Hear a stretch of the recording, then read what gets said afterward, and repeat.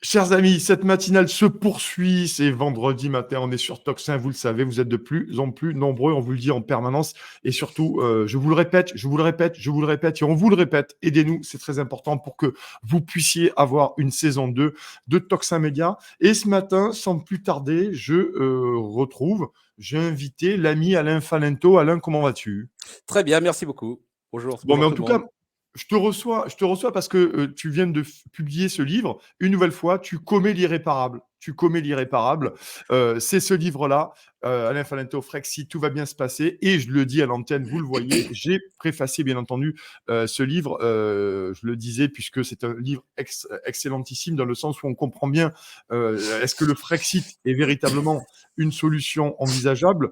Et Alain Falento m'a proposé de faire la préface. Donc, je le reçois, pas parce que j'ai fait la préface du livre, mais parce que le livre est intéressant. Et c'est pour ça que j'ai fait la préface. Donc, tout s'explique. Chez Toxin, on vous dit tout. On ne cache rien. Eh bien, on va parler de ce livre-là dans le dur du sujet. Cher Alain, on est à quelques semaines des élections européennes. Aujourd'hui, la question qui revient sans cesse, c'est la même. Et je sais que vous, téléspectateurs, vous la posez ce matin. C'est pourquoi les souverainistes ne s'allient pas. Et tu as notamment parlé dans ton livre d'une espèce d'un panel de couleurs différents de souverainistes entre les renégociateurs, les messianiques, les partisans de l'apocalypse. Donc, grosso modo, quels sont-ils les souverainistes? Quelle est la gamme de couleurs? Et surtout, pourquoi ils ne s'allient pas une bonne fois pour tous, ces Alors, gens-là, une nouvelle fois, pour présenter une liste? des souverainistes, à proprement parler, il ne faut pas confondre patriotes et souverainistes. Ouais, C'est pas la même chose. ouais. Des partis qui se considèrent comme patriotes, c'est-à-dire Reconquête et le Front national, Mm, ne sont pas, à ma connaissance, souverainistes. ouais, Ils pensent une autre Europe est possible en la réformant de l'intérieur. On pourra y ouais, revenir tout à l'heure. ouais. Mm, Les souverainistes, je ne vois que deux partis, mm, qui sont l'UPR de François Asselineau et mm, puis les Patriotes mm, de Florian Philippot. ouais, Voilà. Alors, bon, on parle là pour l'instant d'1% de l'électorat, hein, ouais, à peu près, soyons clairs. Hein, mm, ouais. d'après les sondages, je crois qu'il y a seulement 7% des Français qui seraient d'accord ou qui envisagent de sortir de l'Union Ouais. européenne. Ça fait peu, hein? Ça C'est fait peu, peu, hein? oui, c'est peu, mais c'est pas surprenant. C'est pas surprenant parce que, comme on l'a déjà évoqué dans d'autres émissions avec toi, Mm, ouais, la vie est encore trop belle pour une certaine partie de la population française. ouais, ouais. Voilà. Mm. Et quand ça leur tombera dessus, je pense que ça changera très, très vite. Ouais, ouais, ouais, ouais. Enfin, en ce moment, ça fait plus que nous tomber dessus. Enfin, on va en parler aussi, mais c'est compliqué. Donc, rapidement là-dessus, moi, je Alors, trouvais ça très intéressant dans le livre, c'est les renégociateurs, les messianiques, les partisans de l'apocalypse, les désobéisseurs. Et c'est déjà ces quatre catégories-là de alors, différents souverainistes ou c'est patriotes Ouais. ou Alors souverainistes. mettons de côté tout de suite les hurluberlus, qui sont ceux que j'appelle les messianiques, c'est ceux qui attendent une puissance extérieure, qu'une puissance extérieure vienne les sauver. Mais ils Ouais. sont plus nombreux qu'on pense, hein, mais Ah ouais. ceux qui veulent les chars soviétiques, Ah ouais, enfin pas d'accord. soviétiques, les chars russes, pardon, Ouais. sur Berlin et sur Paris, ceux qui prônent la guerre civile, le conflit généralisé. Bon, Mm. j'ai pas très envie d'analyser ce que Ouais. racontent ces gens-là, donc Ouais. on va passer très vite. Mais tu en as parlé, donc ça veut dire que ça représente une partie de la enfin, une Oui, partie oui, non oui, négligeable, surtout à très droite, négligeable, surtout à très droite, en fait. négligeable. Mais ça veut dire que Oui, oui, c'est quand même ça pose quand même une question, cette, façon de penser quand même. oui. Alors Mmh. ensuite, tu as des gens qui sont un petit peu plus sérieux, plus ou Mmh. moins. Donc partons des désobéisseurs. Les désobéisseurs sont ceux qui pensent qu'on peut rester être à l'intérieur et à l'extérieur de l'Union européenne en même temps. Ouais. C'est-à-dire qu'on peut rester dans la structure et en même temps refuser d'appliquer certaines règles quand ça nous Mmh. fait plaisir. Mmh. J'ai bien peur que, je veux dire, si nous, on se permet des libertés avec les lois européennes, nos partenaires européens peuvent faire la même chose. Et donc, on va Mmh. aboutir à quoi? À une explosion de l'Union européenne Mmh. et en fait à une sortie, mais une sortie forcée plutôt qu'une Ouais. sortie anticipée. Donc, c'est Mmh. pour ça que je pense pas que c'est un mouvement qui ait beaucoup d'avenir. Ouais. Et par contre, il y a quelque chose qu'on peut pas. Alors, les refondateurs, on peut les éliminer aussi. Les refondateurs c'est c'est ceux qui n'ont rien à dire et rien à proposer. Proposent de Mmh. refonder l'Union européenne. Mmh. Bon, Enfin, une ça, c'est fois. les européistes, en fait. C'est Oui, l'europé ouais, c'est les ça, les européistes européistes qui font semblant de qui vouloir mentent faire qui quelque mentent chose. qui mentent aux Voilà. Français, enfin, qui mentent aux Voilà. Français, Aussitôt littéralement. dit, aussitôt oublié. Et Ouais. de toute façon, personne n'est capable de dire concrètement, Mmh. qu'est-ce que ça signifie? Donc, mettons aussi ça de côté, ça n'a pas de sens. Par Mmh. contre, Ouais. quelque chose qu'on ne peut pas écarter complètement, et Mmh mh. ce sont les renégociateurs. Ce sont les gens qui pensent Mmh. qu'on peut réformer l'Union européenne de l'intérieur. Mmh. C'est pas stupide, hein, ça mérite d'être analysé. Alors, 1er problème, ça n'a jamais fonctionné. Que je Ouais, sache, ouais. la France n'a jamais rien obtenu en essayant de renégocier, même des Mmh. sujets économiquement extrêmement importants comme le marché européen de l'électricité. Ouais. Après 18 mois, que le récupérer l'usage, complet de notre énergie nucléaire, c'est une Mmh mh. condition sine qua non à la réindustrialisation. D'accord? Mmh. Ouais. Donc, que je sache, le maire a négocié ça pendant 18 mois pour obtenir rien du tout. Ouais. Voilà. Donc Mmh. déjà, si sur un sujet comme ça, nous n'obtenons rien, je vois pas ce que ça va donner. Mmh. Et de plus, je rappellerai que la renégociation des traités se fait à l'unanimité Ouais. Mmh. ou à la majorité qualifiée maintenant, Ouais. mais il y a des tas de pays pour qui l'Europe, c'est fabuleux. Il ne faut Mmh. pas oublier qu'il y a plusieurs strates dans l'Union Ouais. européenne. Oui, oui. Mmh. Grossièrement, tu as ceux qui payent, mais qui en profitent, Allemagne et Pays-Bas, par Ouais. exemple. Ouais, les ce Ceux qu'on qui appelle les frugaux, les frugaux. Les frugaux, voilà, voilà. Ouais. Mais Mmh. pour eux, l'Europe, c'est très bien. Ils Mmh. investissent quelques dizaines de milliards par an, mais ils en récupèrent bien plus par leurs exportations. Mmh. Après, tu as ceux qui se font pigeonner, hein, les pigeons, c'est-à-dire, je mettrais Italie et France, hein, Mmh. les deux grandes victimes de l'Union européenne et de l'euro, ceux qui Mmh. sont en train de converger vers une économie du tiers-monde. Mmh. Et Ouais. puis après, tu as les pays scandinaves qui ont réussi à une intelligence de négocier certaines exemptions, qui ont gardé leur devise.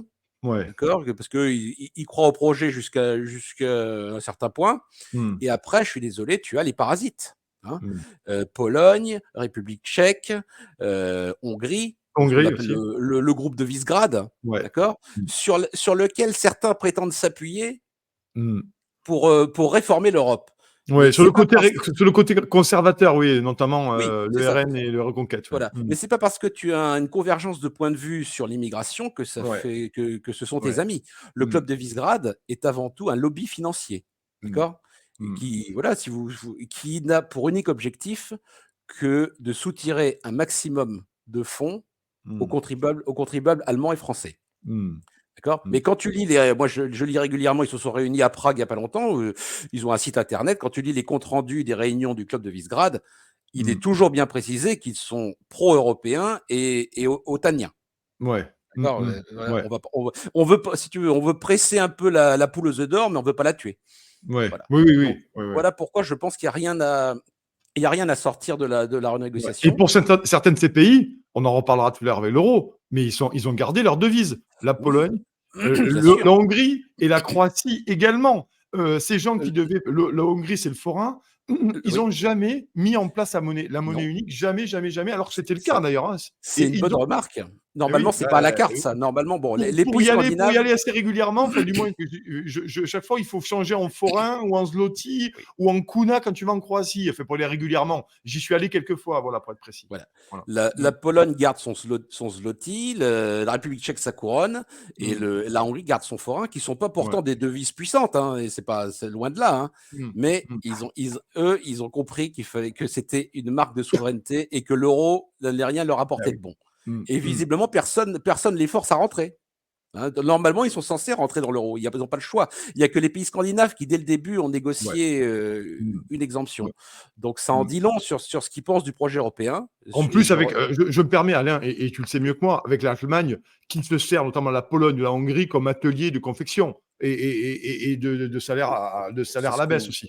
c'est ce qu'on Voilà. appelle l'Interland Oui, de Hinterland. l'Allemagne, Mmh. c'est-à-dire des pays satellites Mmh. dans lesquels on installe des usines Mmh. pour remplacer petit à petit le Made in Germany by le Mmh. Made by Germany. C'est-à-dire qu'on Mmh. fabrique des Ouais. pièces en Slovénie, partout, et puis on met les cuissons en Allemagne, Mmh. et voilà, c'est le modèle de développement allemand. Mmh. Mmh. Alors là-dessus, je voudrais qu'on continue et merci en tout cas d'être là ce matin. Vous allez voir, c'est vraiment un livre extrêmement intéressant. Je vous invite à l'acheter, bien entendu. C'est vraiment un livre va nous donner, qui nous donne les outils pour sortir, pour aller jusqu'au Frexit. C'est assez rare finalement. Il y a beaucoup de propositions ça et là, mais c'est un livre aujourd'hui qui est très très bien fait, très didactique. Donc je vous invite bien entendu à le commander. Il est publié aux éditions Résistance républicaine. Frexit, tout va bien se passer d'Alain Falinto. On continue là-dessus. Je voulais qu'on parle aussi de ça. Finalement, les européistes prennent toujours l'exemple du Brexit en disant, regardez, c'est une catastrophe ce qui se passe en Grande-Bretagne. On est en train de jeter les gamins dans la Tamise. Il y a des chiens errants, je le dis en permanence. Les gens ne mangent plus à leur faim. La Voilà, peste. la City de Londres est en train de s'effondrer pan par pan. C'est toujours le même argument. Regardez ce qui se passe en Grande-Bretagne. Vous ne voudriez pas ce qui se passe ça en France. L'argument de base, c'est il n'y a pas d'autre Europe possible. D'abord, c'est que ça commence par ça. Or, je rappellerai qu'il existe un concurrent à l'Union européenne dont on ne parle jamais au sein de l'Europe qui s'appelle l'AELE. Je ne sais pas si tu as entendu parler de ça, l'Association européenne de libre-échage, qui est créée dans les années 60 et qui comptait jusqu'à 15 pays à l'origine, dont le Royaume-Uni. Les pays scandinaves. Alors, eux, ils se sont laissés. Ils ont été attirés par l'appel de l'Union européenne. Ouais. Donc, ils sont sortis. Maintenant, il reste quoi? Il reste la Suisse, la Norvège, l'Islande et le Liechtenstein. Mais c'est une Europe, c'est un modèle qui est intéressant parce qu'il n'est pas basé sur la coercition. Il est basé sur le bon vouloir. On se met d'accord sur un certain nombre de collaborations et après, chacun négocie ses droits de douane avec les autres pays comme il le souhaite. Et ils ont signé récemment un accord avec l'Inde, un accord de libre-échange avec l'Inde. Donc nous, on nous fait croire qu'il n'y a pas d'autre possibilité. Et on prend l'exemple du Royaume-Uni pour dire, regardez, l'Europe vous protège, l'euro vous protège. Regardez la situation du Royaume-Uni avec une inflation galopante, une économie en berne. Or, si tu regardes les chiffres du Royaume-Uni, ça va de loin pas plus mal que chez nous. D'accord ? Ils ont beaucoup moins de chômage. Ils sont en train de faire le nécessaire pour se réindustrialiser. Mais disons qu'ils ont des complications. L'Europe leur a savonné la planche en imposant de nombreuses normes. En fait, ça a été négocié au départ, le Brexit, par des traîtres, par Theresa May. Theresa May qui n'avait aucune intention en fait, de mener ça à bien. Et c'est Boris Johnson qui a permis d'aboutir à quelque chose. Voilà. Mais le Royaume-Uni n'est pas en train de s'effondrer. Ce n'est pas vrai. Oui, financièrement, c'est mieux que chez nous. Hein. On ne parle pas de la faillite du Royaume-Uni. Oui. Ni de la disparition de la livre sterling. Oui. Tu le dis dans ton livre, finalement, on ne parlerait pas de la disparition du franc suisse, de la livre sterling. Donc, et la couronne islandaise. Ça ne vient même pas à leur idée de dire on va supprimer notre monnaie. Quoi. Il y a bien qui sait qu'on a supprimé notre monnaie en 2000. Mais avant 2002, on n'a jamais parlé de la disparition du franc français. Il y a eu le franc a été attaqué, il a subi des hauts et des bas, mais personne n'a jamais parlé de la disparition du franc. D'accord. La livre sterling est une institution, le franc suisse aussi. La couronne islandaise, c'est 300 000 habitants. Pourquoi s'ils ne sont pas dans la zone euro, c'est si bien que ça? Si 300 000 Islandais vivant sur un volcan peuvent avoir une devise, pourquoi nous, avec 70 millions d'habitants, le 8e PIB du monde, nous n'en serions pas capables? Si c'est le cas, si vraiment on n'est pas capable, on n'est pas en mesure d'administrer leur propre devise, c'est tout simplement qu'on ne mérite plus d'exister en tant que nation. C'est possible, c'est aussi une possibilité. Non, ça pose la question de notre intelligence collective, et je me mets dedans. Hein. Ça pose la question de notre intelligence collective à résister et à persévérer, comme tu dis, dans l'existence de ce pays. Mais c'est vrai que c'est des comparaisons qui sont intéressantes, parce qu'on quand même, on se dit, bon, eux y arrivent, il n'y a pas de raison que nous, on ne puisse pas, à un moment donné, retrouver notre souveraineté. Ce qui est terrible, c'est que l'Union européenne te présente le problème comme la solution et les instigateurs de ce problème comme les sauveurs. C'est le pyromane qui va t'expliquer comment fabriquer des matériaux inifugés, tu vois. C'est incroyable. Il y a un inversement des raisonnements spécieux qui s'enchaînent pour te faire peur. Et si tu n'as pas assez peur, on arrive sur des arguments techniques où on te dit, de toute façon, c'est impossible de sortir. C'est impossible. Alors, à l'aide d'un raisonnement qui est absolument incroyable, que j'appelle un syllogisme diabolique, c'est qu'on te dit, comme l'avait dit Mario Draghi, il n'est pas possible de sortir de la zone euro. C'est pas prévu. La sortie de l'euro n'est pas prévue. Or, pour être dans la zone euro, il faut appartenir à l'Union européenne. Conclusion, comme on ne peut pas sortir de l'euro, on ne peut pas sortir non plus de l'Union européenne. Voilà. Ben oui. Allez, circuler, il Ouais. n'y a plus rien à voir. Mmh. Voilà. Ouais. La peur du chaos. Voilà, c'est ça la méthode. Et malheureusement, quand tu consultes des juristes et des avocats qui, par des formations professionnelles, ont peur pour eux, le vide juridique, c'est ce qu'il y a de pire pour un Bah oui. avocat ou un juriste. Un avocat, un juriste pense que tout peut se résoudre par des lois et des décrets. D'accord. Donc, si tu leur demandes à un spécialiste, moi j'ai un de mes amis, je vais lui demander qu'est-ce qu'il pense à ça, il va te dire c'est pas possible, on peut pas sortir, c'est trop compliqué. Et ben, les Anglais, ils y sont parvenus. Voilà, ils sont en train d'y parvenir. Ils ont commis des erreurs.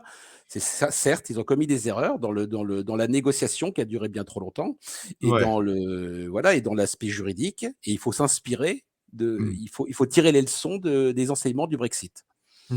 Oui, effectivement, là-dessus, et en plus, ils ont été pris au piège, nos amis, la caste anglaise, je parle de la caste britannique, a été prise au piège avec ce référendum et elle a été obligée, à un moment donné, eux, ils ont été obligés, ils se sont sentis quand même obligés de sortir de l'Union européenne, en sachant, on le dit en permanence, que la Grande-Bretagne n'avait ni les frontières, ni Schengen, et n'avait pas la monnaie unique. Oui. Donc, ça fait quand même une grande différence aussi par rapport à nous. Voilà, ça fait une grande différence par rapport le seul à nous, avantage qu'on n'en a par déplaise aux rapport à eux, européistes. le seul avantage qu'on a par rapport à eux, c'est notre position géographique dans les Ouais. négociations. Ouais. Parce que nous, on peut couper l'Europe en deux et faire des misères à beaucoup de gens dans le transport des marchandises, ce que le Royaume-Uni ne peut pas faire. Oui, ça c'est vrai. Alain, je voudrais on va continuer à en parler, bien entendu, hein, on va parler du Frexit. On va voir comment, la France pourrait-elle s'en sortir, du Frexit grâce à ce livre, d'Alain Falento. Tout est dans le titre, Frexit, tout va bien se passer. Je pense que le titre est clair. Rapidement, Alain, définissons tout de même la souveraineté, parce que c'est un terme qu'on utilise en permanence, Oui. mais c'est bien de temps en temps de revenir aux bases Oui. et de le redéfinir. Moi-même, je me suis plongé dans des dictionnaires. Moi, j'ai encore des dictionnaires à l'ancienne. Hein, je suis Ouais, vieux. comme moi, Donc, comme moi. sur ce qu'était vraiment la souveraineté, parce que si tu regardes, tous les ministères français possèdent le mot souveraineté à l'intérieur. On parle de souveraineté européenne. Alors, quand tu regardes la définition de souveraineté, la souveraineté est uniquement nationale dans le dictionnaire.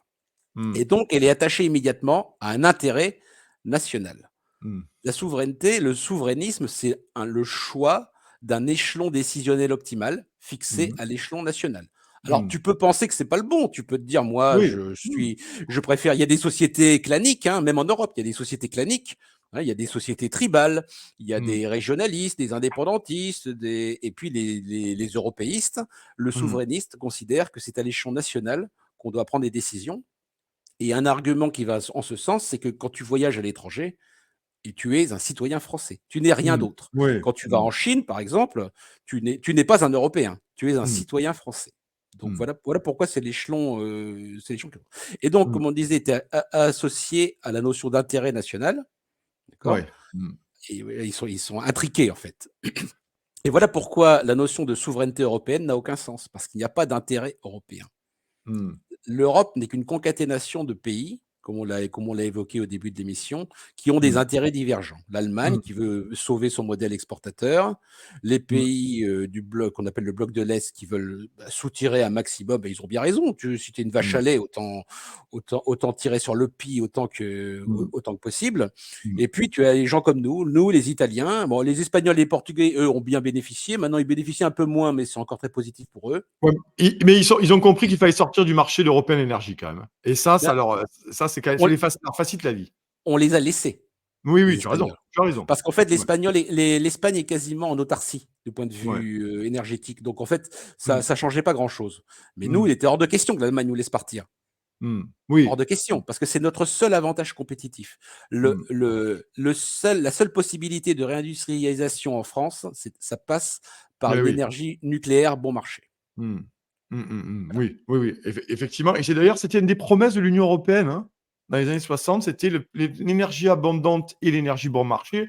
On en avait parlé avec Samuel Furfari, qui était ancien directeur développement à la Commission européenne de l'énergie, et lui le dénonce également, comme quoi, vous voyez, même des gens qui ont bossé au cœur du réacteur nucléaire le dénoncent eux aussi. Donc, ça devrait faire réfléchir un peu les européistes. Je voudrais qu'on aborde maintenant cher Alain, le gros morceau de ce livre-là, et qui nous intéresse, et qui intéresse très certainement nos téléspectateurs ce matin, et on vous remercie d'être là, Alain, et tous, chers tous, comment on sort de là? Comment on sort de ce bunker juridique? Je reprends tes mots. Comment on sort de ce bunker juridique? On l'a dit, on claque pas la porte, on essaye de le faire finalement petit à petit. Tu l'as dit, ça se prépare, mais comment on en sort concrètement? Comment la France sort de là sans pour autant se saborder ou se faire un harakiri, malgré ce qu'on peut en dire? Alors, techniquement, juridiquement, il n'y a Ouais. pas d'autre possibilité que d'activer ce qui s'appelle l'article 50 Mmh.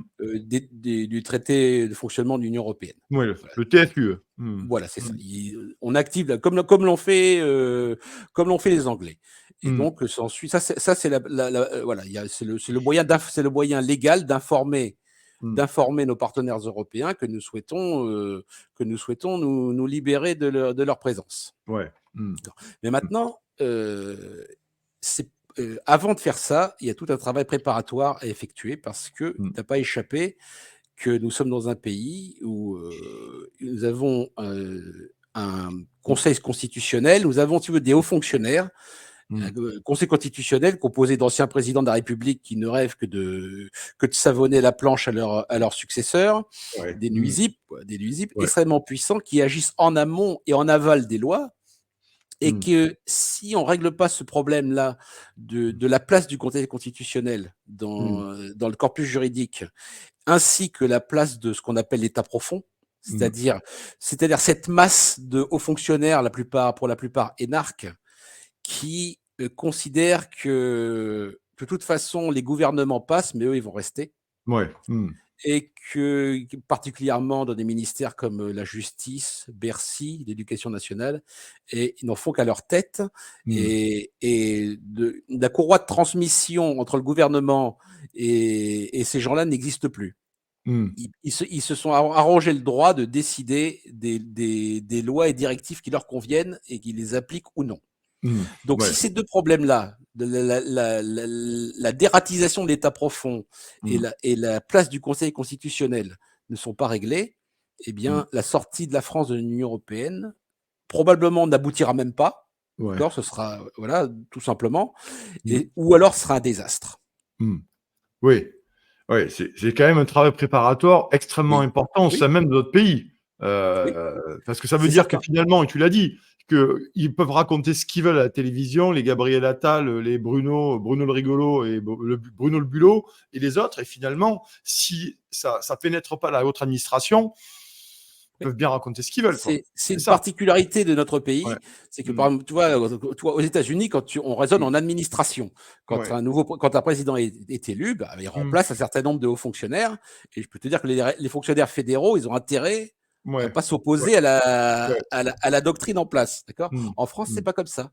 Ces Mmh. gens-là ne considèrent pas leur ministre des tutelles Mmh. comme leur supérieur hiérarchique. En Mmh. fait, en réalité, il ne l'est pas. Pas Mmh. vraiment. Il est pas, Mmh. c'est pas, quand un Ouais. ministre arrive, d'abord les ministres en France, tu sais pas si tu vas le revoir la semaine prochaine. C'est Ouais, quand beh, même oui. une Bah, oui. particularité française Ouais. absolument incroyable. Je veux dire, la durée de vie d'un ministre est négligeable, d'un gouvernement c'est pareil. Il y a même des ministères qui disparaissent, qui fusionnent. Ouais. Enfin, vu de l'extérieur, c'est Mmh. un manque de sérieux absolument terrible, Mmh. en termes d'image. Mmh. Donc, ces gens-là considèrent qu'ils peuvent faire ce qu'ils veulent, et Mmh. on en a parlé l'autre jour, mais Ouais. le petit Mike Tyson de l'Élysée Ouais. s'est invité s'est s'est invité devant, une assemblée de hauts fonctionnaires pour leur faire la morale en leur disant qu'il fallait simplifier les procédures Ah oui. administratives, et moi ce qui m'a frappé, l'air goguenard de ces gens-là qui le Ouais. regardaient en souriant, en se Ouais. disant: «De toute façon, en 2027, tu ne seras plus là, mais nous, Ouais. on sera encore, mais nous, oui, et on Mmh. fait ce qu'on veut». Ouais. C'est Bah, donc c'est c'est absolument dingue. Alors, disons qu'on est arrivé, que mmh, ce processus a été fait, oui, entamé, fait, réalisé, achevé, ce que tu veux. Après, il faut savoir, tu dis notamment, en phase de négociation avec l'Union européenne, il faut savoir avoir une idée claire de ce qui n'est pas négociable. négociable. Oui, Parce que ça, c'est important absolument. aussi, Oui, c'est, oui. le mmh. Oui, et donc, bah, c'est très simple en fait, il y a pas grand-chose ce qui est terrible, c'est qu'il y a pas grand-chose de négociable en fait. Mmh. Si tu veux reprendre la main sur ton territoire, c'est-à-dire Mmh. décider qui Mmh. traverse ton territoire, Mmh. qui y réside Et qui a le droit ou non à la nationalité française? Eh bien Mmh. déjà, tu sors de Schengen. Mmh. Pour Oui, commencer, oui, la oui. libre circulation des personnes et tout ça, c'est terminé. Mmh. Ensuite, le marché européen de l'électricité, comme on en a déjà évoqué, c'est terminé aussi. Mmh. Deuxième chose, bon, tout le monde s'accorde à dire qu'il faut réindustrialiser. On n'a pas le Mmh. choix parce que voilà, si tu dois faire croître ton PIB, Mmh. si tu veux pas sombrer, bon, peut-être on en parlera tout à l'heure, mais si tu veux pas Mmh. sombrer dans une économie de type tiers-monde, il Ouais, faut se réindustrialiser. ouais. Mmh. Se réindustrialiser, Si ça on veut veut pas dire finir comme Santorin en Grèce, oui, manifestement, il faut se oui, et c'est réindustrialiser, ça, oui, voilà. on est d'accord, là. Voilà. Mmh. Donc se réindustrialiser, c'est plus facile de détruire une chaîne de valeur que de la recréer, hein. Il y a une Mmh. espèce d'entropie, si tu veux, de la désindustrialisation. Très Mmh. compliqué à mettre en place. Mmh. Et pour réindustrialiser, tu as besoin de politique nationale. D'abord, tu dois orienter les fonds publics, Mmh. l'argent public vers les entreprises nationales, ce que tu ne peux Mmh. pas faire dans le cadre européen, c'est strictement interdit. Et Ouais. ensuite, tu dois protéger tes entreprises au départ, avant qu'elles soient Mmh. compétitives.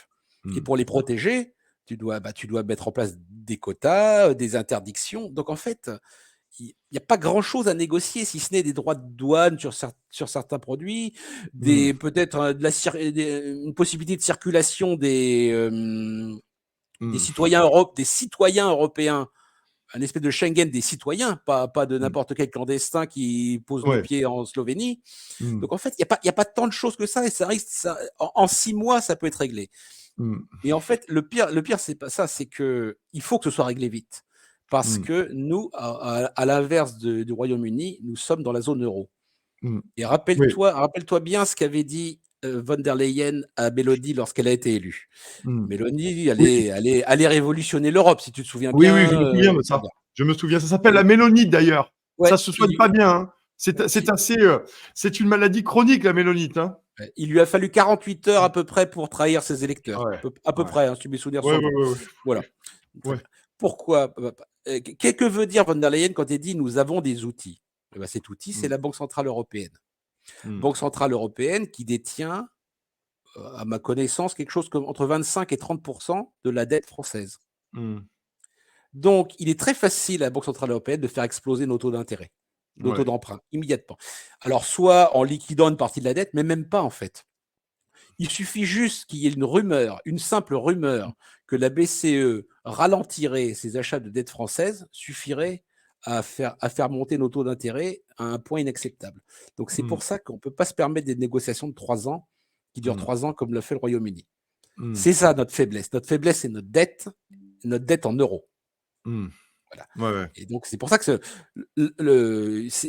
faut être honnête, hein, ça va pas se passer tout seul, ça. D'accord? Ouais, ouais, ouais. Ça nécessite la sortie d'une devise comme l'euro nécessite que ce soit piloté par des gens extrêmement compétents. Il s'agit pas de confier ça à Mmh. Ségolène Royal parce que tu sais plus quoi en faire, tu Ouais, vois? ouais. Là, Ouais, si tu ouais, veux, ouais. bon, il y a des solutions. Tu peux parfaitement Mmh. faire coexister plusieurs devises. Tu peux parfaitement faire coexister 2 Mmh. devises à l'intérieur d'un même pays, hein. Mmh. Ça se Ouais. fait, mais ça, faut que ce soit piloté par des gens extrêmement Ouais. compétents. Là, tu as pas le Mmh. choix. Tu es obligé de réquisitionner, Jacques Mmh. Sapir, de le mettre aux Ouais. arrêts et de le Ouais. forcer à piloter ça. Ouais, ouais, ouais. C'est Oui, oui, possible, c'est ouais. possible. Effectivement, tu as raison, il faut des gens compétents et qui connaissent bien. Il fait partie des Jacques Sapir, fait partie des quelques-uns dans ce pays qui, effectivement, qu'on a reçu dans le Toxin, qui font partie des gens. Alain, le temps file à une vitesse dingue. On avait dit qu'on allait parler, que tu allais nous parler de la corruption généralisée au sein de l'Union européenne. Pour le reste, parce qu'il y a beaucoup de sujets qu'Alain Fanento aborde, je vous invite à lire le bouquin, parce que là, il nous faudrait 2 heures et demie pour faire l'interview. Donc, il faut lire le livre. Maintenant, corruption généralisée, il nous reste, allez, 6-7 minutes pour nous parler de la corruption généralisée au sein de l'Union européenne.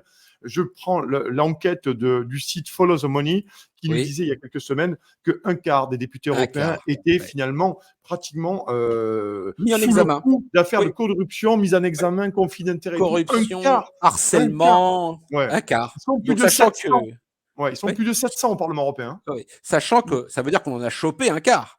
Oui, on en a Donc il chopé n'est un pas quart. interdit de penser qu'il y en a Ouais. plus de la moitié qui sont qui sont Oh ben, tu sais, corrompus. quand tu es vice-président du Parlement européen, que tu t'appelles Eva Kaili et que on te Ah retrouve un bah, samedi matin avec une on valise, un sac de sport plein, avec 700 ou 800 000 euros en liquide en petites voilà, coupures, si tu manifestement, veux, tu peux te dire que il y a des petits et trucs. Ouais, alors, et oui. corruption généralisée, ou du moins corruption. Oui, c'est la corruption, si tu veux, c'est le dernier, c'est le ciment de l'Union européenne. Mmh. Il n'y a que ça qui la maintient en vie. Alors Mmh. pourquoi la corruption est, en fait, est consubstantielle à l'Union européenne? Ben, c'est très Mmh. simple. Quand tu es parlementaire européen ou fonctionnaire européen, la première Mmh. chose qu'on te dit, c'est que tu n'es plus là pour défendre ton intérêt national. Ouais. Mmh. Tu es censé défendre un intérêt européen qui n'existe pas. Donc tu te retrouves un peu, moi j'appelle ça comme un ronin, si tu veux, tu sais, Ouais. un samouraï sans maître, tu vois, qui, Mmh. est- qui, qui vend ses services au plus offrant. Mmh. Et donc, à quoi t'aboutis? Bah, tu sais, la corruption, c'est pareil. Eva Kaili, bon, si tu veux, c'est le bas de gamme de la corruption. Oui, Tu vois. alors, ouais. C'est la corruption vraiment Ouais, c'est la ouais, corruption, le niveau plus minable de la ouais. corruption que tu C'est puisses le trouver, Vinted de la c'est-à-dire, corruption, quoi. C'est le Wish de la voilà, c'est les, corruption, Eva c'est Kaili. les, C'est les, le les- les Wish de valises la de corruption. bifton sous le lit, enfin, c'est lamentable, c'est pitoyable. Bon. Mais je te signale qu'elle est revenue au Parlement. Je ne sais pas si tu Mmh. le sais. Elle a Ah été ben oui, réintégrée. elle a fait un peu de Hein. tolle, quand même, il faut le Oui, savoir, donc hein. un petit peu de détention quelques Hop, jours, mais ça oui, suffit. Elle a été mais réintégrée et avec l'Union le européenne te bracelet. dit c'est pas le moment de parler de ça parce que ça pourrait nourrir le sentiment anti-européen. D'accord. Bon. Mais c'est pas nouveau. Je te rappelle qu'en Ouais. 2013, Mmh. il y a un journal anglais, le Sunday, je crois qui avait piégé des parlementaires. Ils avaient créé une fausse société et ils avaient envoyé un mail à des parlementaires dans le but de les convaincre de déposer un amendement en faveur qui arrangeait grandement les banques et qui, Bah et oui. qui pénalisait la protection financière des Européens. Mmh. Eh bien, alors, c'est marrant, on est toujours dans les mêmes chiffres. Hein. 30% ont répondu favorablement pour entrer en négociation. Et puis au final, il y en a une quinzaine qui ont mordu à l'hameçon et qui ont touché de l'argent, mais des gens de premier plan, hein, pas des petits, pas Mmh. un petit, Ouais, ouais. un petit gars dans un coin. Et il y en a Mmh. même un qui a fait montre d'un esprit entrepreneurial étonnant. Il a proposé il a proposé une collaboration à long terme avec un salaire de 100 000 euros annuels en déposant autant d'amendements que tu le veux. Alors, si tu veux, les amendements, c'est là où se trouve la corruption Mmh. des Oui. parlementaires qui sont un peu haut de gamme, disons. Mmh. Et je peux te dire qu'il y a d'anciens ministres français qui ont intégré après le Parlement européen, qui auraient beaucoup de difficultés à justifier les amendements qu'ils ont déposés et les Mmh. amendements qu'ils ont votés. Alors Mmh. pourquoi c'est vérolé jusqu'à la moelle? Parce qu'en fait, c'est vérolé par les lobbies. Il faut Mmh. comprendre qu'il y a autant de lobbyistes à Bruxelles que tu Mmh. as de fonctionnaires européens. Mmh. Ils sont à peu près 60 000. Tu as une Bon, ça, ils sont espèce très d'en nombreux, oui. Ils sont eh très oui, nombreux, hein. Ouais. ce Mmh. sont alors majoritairement des avocats, des juristes, Mmh.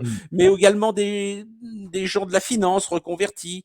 Le lobby financier est Mmh. extrêmement puissant. Hein, Ouais. Mmh. je te donne un exemple. Moi, j'ai travaillé toute ma vie dans une banque, enfin très longtemps dans une banque, en utilisant des contrats ISDA, ça s'appelle. Tu ne peux pas traiter des produits dérivés avec une banque OTC si tu n'as pas un contrat ISDA. Mmh. International Swap and Derivatives Association, ok, Mmh. l'association des produits dérivés. Ouais. C'est eux qui décident des standards, d'accord? Mmh. Et j'ai cru toute ma vie que c'était un organisme, disons, d'État, quoi, tellement, Ouais. tellement, tellement ils font la pluie et le beau temps. En fait, ce n'est plus ni moins qu'un lobby bancaire. D'accord. Ce n'est plus ni moins qu'un lobby bancaire, d'accord? Mmh. Et Ah chaque, ouais. chaque intérêt est représenté par un lobby. Les hedge funds ont leur lobby, les produits Mmh. dérivés, les gérants d'actifs. Mmh. Voilà. Et donc, ces gens-là habitent tous ensemble, lobbyistes, fonctionnaires européens, parlementaires, ils habitent tous ensemble, ils habitent pas à Molenbeek, hein, Ah d'accord? ben oui. Ils sont tous ensemble, leurs enfants vont tous au même endroit. Et donc, Mmh. voilà, il y a un entrisme, on sort le soir, il y a des Mmh. beuveries, et c'est Mmh. difficile de refuser l'accès à Ouais. quelqu'un que tu connais dans un cadre extérieur. Et, Mmh. et 1600 d'entre eux ont un badge pour rentrer dans les locaux. Mmh. Voilà, ils rentrent à la commission, ils rentrent dans les locaux. Enfin, le Parlement est à Strasbourg, mais il y a des, Mmh. des locaux de travail à Bruxelles. Oui, Et ouais. donc, voilà, Mmh. ils s'incrustent, ils agissent en amont dans la rédaction des directives de la commission. Ils les Mmh. rédigent eux-mêmes. Ils agissent en aval dans les amendements. Après, si ça leur convient pas, ils reviennent pour renégocier des exemptions. Donc, Mmh. et franchement, tu peux travailler pour un lobby sans même t'en apercevoir. Et moi, c'est ce qui m'est arrivé. Ouais. J'ai Mmh. j'ai été convié à participer dans un groupe de travail sur la mesure de risque des produits dérivés dans les portefeuilles. Bon, c'est quand Mmh. même c'est quelque chose d'assez technique, Ouais. mathématiquement, financièrement. Était présent un député allemand européen qui ne Mmh. connaissait rien, absolument rien du sujet. Donc, ce type-là, quand même, est en position de déposer un amendement sur ces sujets quand Ah même ouais. assez techniques. Parce que tu vois où on en est. Et en fait, c'est seulement après que j'ai compris que les gens qui organisaient ça Mmh. avaient un intérêt. Ils avaient déjà préparé un logiciel, c'est cher, hein, tu imagines le budget Ouais. qu'ils ont, un logiciel comme ça, qu'ils avaient l'intention de donner à la commission, je pense, ou on Mmh. parle, je ne sais pas à quelle entité, Mmh. pour mesurer le risque des produits dérivés sous un certain angle pour le minimiser. Voilà. Ouais, ouais, c'est absolument dingue en tout cas, c'est bien de le savoir, du moins c'est bien d'en avoir conscience. Mon cher Alain, on arrive à la fin de l'entretien, ça fait près de 35 minutes qu'on est ensemble. Merci Déjà, beaucoup. Oui, je sais c'est que ça moi qui passe vous beaucoup, remercie. mais on va en reparler parce que c'est extrêmement intéressant et j'espère que ce livre-là, bien entendu, fera son petit chemin. Alain Fanento, Frexit, tout va bien se passer aux éditions Résistance Républicaine. Procurez-le vous. Il est déjà disponible. N'hésitez pas à aller sur le site de Résistance Républicaine. Et dans quelques jours, je crois, Alain, il sera disponible un peu partout, bien Oui, entendu. Donc, dès maintenant, vous pouvez y aller. Vous aurez vraiment, vous savez, on aime bien les grilles de lecture et vous aurez quand même une grille de lecture de ce qui se fait de mieux aujourd'hui dans les solutions pour accéder au Frexit. En tout cas, merci, Alain, d'avoir été là c'est ce moi qui vous matin remercie. avec nous. On te souhaite une excellente journée, un excellent week-end. Et nous, on va continuer, chers amis, à prolonger cette matinale avec de nouvelles interviews. Vous allez voir, restez là parce que, vous savez, à 9h50, nous aurons le grand entretien ce matin d'Idriss Aberkan. Merci beaucoup, Alain. Bonne journée. Et nous, on Merci. poursuit notre matinale.